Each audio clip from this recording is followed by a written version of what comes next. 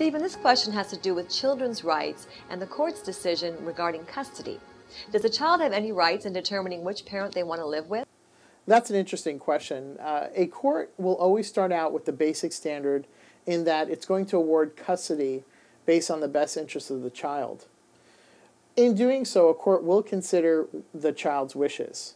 The rule in California is that basically a court will give due weight to a child's wishes based on their age and maturity.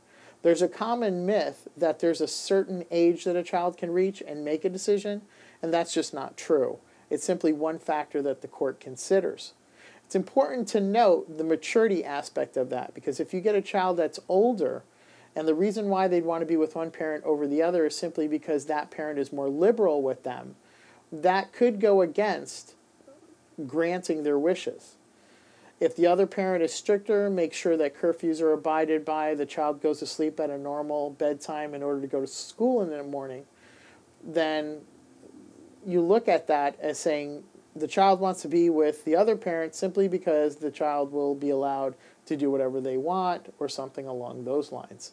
There is law in California where in cases where children have been in their teens and custody was not awarded according to their wishes based along those lines that they wanted to be with a parent that was more liberal than the other.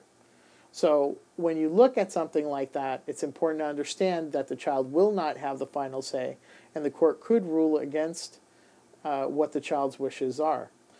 Another thing that's important to understand about that is not to interrogate your children regarding what their wishes are.